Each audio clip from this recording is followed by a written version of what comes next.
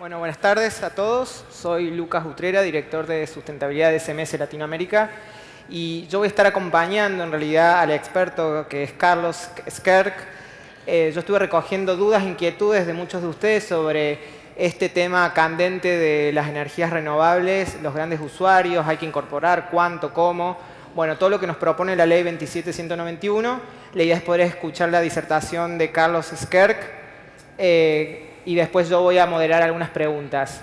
Carlos es ingeniero electricista, experto en regulación y economía de la energía eléctrica, socio de la firma Mercados Energéticos Consultores. Así que... Bueno, muchas gracias, Lucas. Buenas tardes a todos. Un gusto estar aquí y compartir este ámbito que quizás para nosotros, ingenieros eléctricos, no es tan frecuente, ¿sí? Pero dado, digamos, la relevancia que está adquiriendo el tema de energías renovables y la propia complejidad que normalmente tiene el tema de la compra-venta de energía eléctrica, la idea es hacer una pequeña introducción de los aspectos claves, como recién se mencionaba, de la Ley 27191, las obligaciones, y tratar de sacar algunas conclusiones que creo que son relevantes, ¿no? Porque de alguna manera, recién dijimos la palabra obligación. Obligación da la idea de algo que tenemos que cumplir forzadamente, de algo que no hubiéramos hecho si no existiera tal obligación. Y los conceptos de obligación relacionados a las energías renovables vienen, diría, de unos años atrás, cuando desarrollar generación eléctrica en base a recursos renovables, sea solar, eólica, biomasa y demás, era más caro que hacerlo con los medios convencionales de generar electricidad, que es quemando combustibles o haciendo centrales hidroeléctricas, ¿no? O centrales nucleares. Sin embargo, digamos, como vamos a comentar, la realidad es que las energías renovables, la generación eléctrica en bases renovables y en particular la basada en solar y en energía eólica, ha ganado en competitividad cada vez más. Y entonces al día de hoy quizás los costos de desarrollo de ese tipo de tecnologías ya se encuentren por debajo de los costos de desarrollar las energías convencionales. Entonces, vamos a primero repasar 2 o 3 conceptos básicos de la ley, la 27191, que es sucesora de una ley anterior, de la ley 26190 del año 2006, que ya imponía cierta obligación, pero que nunca se llegó a implementar en la práctica. Con la aprobación de esta ley 27191, lo que se establece es una obligación de cada uno de los consumidores, o sea, para toda la demanda argentina, sea esta industrial de gran escala, de menor escala, hasta los residenciales, después vamos a ver un poco cómo es eso, de que debe ser abastecido el consumo en una mínima proporción por fuentes de energía renovables, ¿no? Y entonces la ley lista, ahora vamos a ver las tecnologías distintas que están admitidas dentro de la ley como renovables, pero se fija ese target, ese objetivo, que es creciente en el tiempo, arrancando con el 8%, a cumplir durante los años 2018 y 2019. O sea, la ley dice que del consumo de electricidad que cada cliente tenga durante el año 2018, el 8% deberá haber sido abastecido o producido, ¿sí?, por algún tipo de fuente renovable.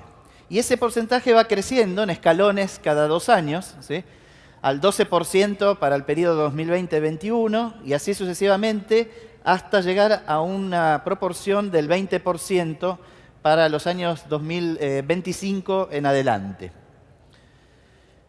Ahora bien, digamos, claramente, digamos, para consumos pequeños uno dice, bueno, pero tengo una obligación y ¿cómo hago?, ¿no? Porque el abastecimiento, sobre todo en pequeñas demandas y demás, se efectúa a través de las empresas distribuidoras, ¿no? Aquí en la Ciudad de Buenos Aires será Edenor, Edesur, EPEC en Córdoba, la Empresa Provincial de Energía en Santa Fe y así sucesivamente. Entonces, ¿qué es lo que puede hacer o tiene que hacer? Entonces, en realidad, la ley plantea, y el esquema planteado, una opción por default. O sea, si uno no hace nada, alguien va a estar haciendo por uno eso, ¿sí? Y eso es de lo que vamos a comentar. O sea, es decir, no es que si uno no hace algo ya es un infractor y luego tiene que enfrentar algún tipo de penalidad o algún tipo de cargo adicional, sino que en principio, si no hace nada para el primer periodo, para el periodo 2018-2019, en principio no pasa nada. Pero ahora vamos a explicar un poco. No pasa nada, pero me van a transferir de alguna manera el costo de lo que alguien va a estar haciendo por mí.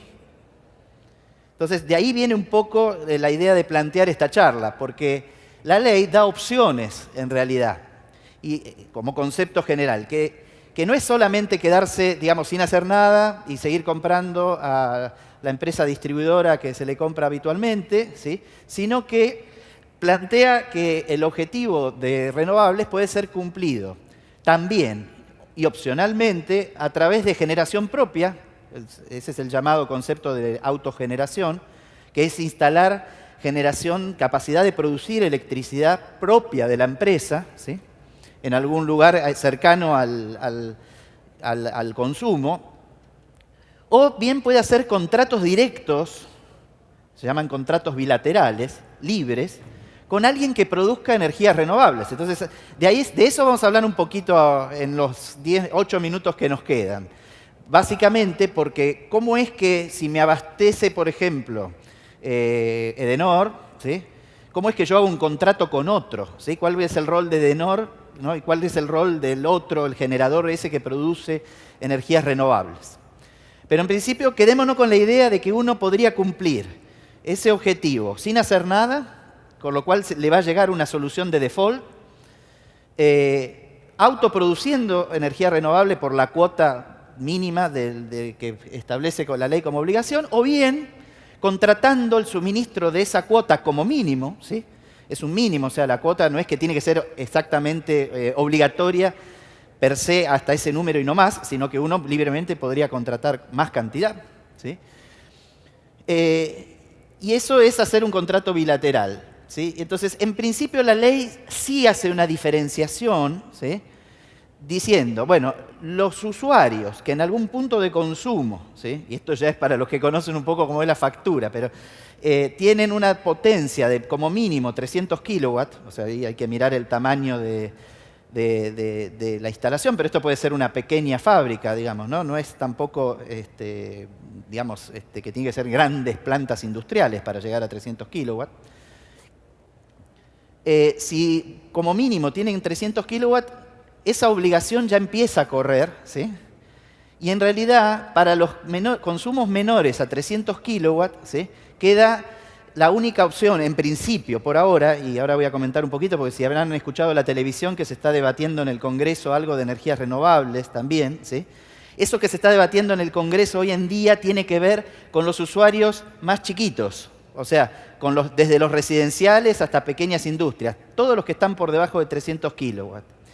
Y en el medio queda una franja que está sujeta todavía a una reglamentación que tiene que salir en algún momento, que son aquellos, supónganse, una cadena de bancos o de supermercados, que quizás en conjunto con todos sus establecimientos sí tienen más de 300 kilowatts, pero cada punto de consumo es un punto chiquito, porque es el local del supermercado, ¿sí? O la sucursal bancaria. Entonces, ese caso, donde hay empresas que pueden tener consumos de más de 300 kilowatts, pero individualmente sus consumos son todos consumos chiquitos, todavía está pendiente de regularse. Se necesita regulación adicional para que se pueda implementar la opción de la ley, porque la ley y su reglamento, que es ese decreto del año pasado, el decreto 531 del año 2016, dice que esos también van a tener que salir a procurarse su energía renovable o quedarán en el esquema de default. En cambio, los chiquitos, o sea, la generación distribuida que llega hasta nuestra casa, ¿sí? Esos vamos a estar sujetos al mecanismo por default, con la opción en algún momento, ¿sí?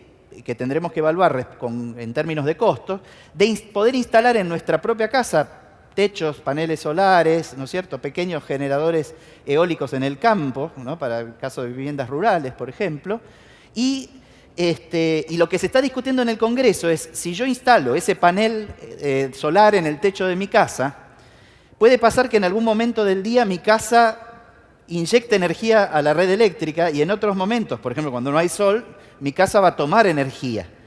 Quiere decir que pasamos de una situación de medición unidireccional, porque hoy tomamos todos electricidad de la red a través del medidor, ¿no? A una situación bidireccional. Entonces hay que ver a qué precio se valoriza lo que va para un lado, lo que viene para el otro, y eso es un poco lo que se está discutiendo hoy en día en el Congreso, que es esa ley que en el mundo le llamamos normalmente a ese tipo de cosas net metering, ¿no? Que es de alguna manera cómo se regulan los intercambios bidireccionales con los clientes hasta clientes residenciales. Entonces, para no extenderme más, nos vamos a centrar en los consumos mayores a 300 kilowatts porque esos ya tienen regulación. ¿Sí? Esto para verlo rápidamente, ¿no? De este lado tenemos establecimientos industriales más grandes, o sea, de 300 kilowatts para arriba, esa sería la fábrica grande. Lo que está en el centro de esa cadena complicada, eso sería hoy cómo se compra la energía en ese mecanismo por default. A la izquierda tenemos los que producen electricidad, ¿no es cierto?, en base a renovables o incluso convencionales. Imaginémonos un parque eólico en la Patagonia. Ese parque eólico inyecta a la red, ¿no? Y se mide en un medidor cuánta energía entró a la red. A través de la red, esa electricidad llega a los consumos. Entonces, en el medio hay una empresa que es de participación privada y estatal, que es CAMESA.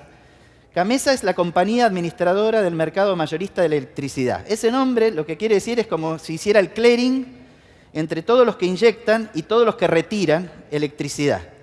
Ahora, para los consumos más chicos, como nuestra casa, por ejemplo, ahí abajo, CAMESA, digamos, le vende, digamos, lo que hace es organizar la compra de electricidad por parte de las empresas distribuidoras, Edenor, Edesur y demás, que son las que a su vez después transfieren el costo de la energía que compraron a través de CAMESA a los generadores, lo transfiere a la tarifa que nosotros pagamos, ¿sí?, de forma integral. O sea, cuando nos viene la boleta de Edenor, en realidad, entre todos esos conceptos hay parte que corresponde al costo de producir la electricidad y parte al costo de transportarla usando todas las redes hasta que llegan a los puntos de consumo. Entonces, este del medio, digamos, esa cadena donde están los generadores, CAMESA, las empresas distribuidoras que llevan a las pequeñas industrias y a los hogares, o las grandes industrias que pueden comprar directamente en CAMESA, ¿sí? Ese es el mecanismo por default. Para eso, CAMESA está organizando, instruida por el gobierno, ¿sí?, por el Ministerio de Energía y Minería, licitaciones para contratar energía renovable, que es el programa Renovar. O sea, si ustedes escucharon que se han hecho licitaciones para contratar a largo plazo la compra de energía renovable y el desarrollo de esos proyectos, ese es el programa Renovar. Eso quiere decir que si uno no hace nada, la proporción que a uno le toca para poder cumplir el objetivo de renovables viene por las licitaciones que CAMESA está haciendo, ¿sí?, bajo el programa Renovar. Y eso tiene un costo. O sea, el programa Renovar, cuando se adjudican esos contratos, tienen un determinado costo y ese costo, dice, es el que me van a transferir a mí, como usuario final, si yo no hago nada, por la proporción del 8% o el 10% o el 12% según el año, de acuerdo a lo que establece la ley. Ahora bien, ¿qué es lo que ahora se habilitó a través de la resolución del Ministerio de Energía 281 de este año, 2017? Se habilitó la posibilidad de que las grandes industrias hagan directamente el contrato con los generadores. En vez de hacer el renovar a través de CAMESA, directamente hablen con un generador y contraten la producción de energía renovable en forma bilateral. Y adicionalmente a eso, lo único que tendrán que pagar son los cargos de red, ¿no es cierto?, del uso de la red del distribuidor, para Edenor, Edesur, si estamos conectados a la red de un distribuidor, pero la componente de energía que en el caso del sistema de no hacer nada viene a través de CAMESA y es el costo medio del programa Renovar, ¿sí?, vendría directamente en el costo del contrato que yo suscriba con ese generador, que podría ser incluso más barato que el precio al que CAMESA compra. Pero hay una cosa adicional. Yo hablé del 8%, ¿no es cierto?, y del target, ya estamos terminando. En realidad, ¿sí?, lo que está sucediendo es, ¿qué pasa con el resto? Hoy en día CAMESA abastece el resto comprándole a generadoras convencionales, térmicas, nucleares, hidroeléctricas, ¿sí? Entonces, eso determina, ese gráfico que yo puse ahí, es una especie del precio esperado, ¿sí?, de la electricidad comprada a esa generación convencional. Lo que está ocurriendo hoy en día, y eso lo van a poder comprobar ustedes si empiezan a hablar con generadores que producen energía eléctrica renovable, es que el costo de producir energía renovable está por debajo, o empieza a estar por debajo, del costo de la energía convencional. Entonces, la pregunta es, digamos, tenemos que quedarnos en el invernadero, digo yo, ¿no?, en el mecanismo restringido del 8%, el renovar, ¿no es cierto? O tenemos que mirar en forma más amplia y quizás el total del consumo, ¿sí?, sea factible, ¿sí?, de ser contratado con energía renovable, pero ya no solamente por la vocación y el compromiso de sustentabilidad, sino porque además puede ser realmente más barato, ¿sí? O sea, estamos llegando al punto, por eso a mí me gusta cambiar la palabra de promoción de renovables a la inserción real de las renovables, porque ya las renovables compiten por sí mismas, son baratas, son más baratas incluso que muchas fuentes convencionales. Entonces, digamos, pasamos de una etapa de promoción rápidamente, y esto está pasando en muchos países en forma simultánea, ¿no? Si vemos Europa, se hablaba siempre del subsidio a las renovables, conceptos de feed-in tariff, que eran pagarles adicionales a las renovables para que se desarrollen, porque si no, se desarrollaba generación a carbón o generación con gas. Pero hoy en día ya no hace falta eso, ¿sí? Las renovables son competitivas. Entonces, antes se necesitaban subsidios, ahora tenemos precios competitivos. Antes se decía, bueno, una escala mínima, como eso del 8% de la ley. Entonces, yo un poco el mensaje que quería dar es que obligación suena a que tenemos que incurrir en algún costo y tenemos que hacer algo adicional para cumplir algo que nos impone.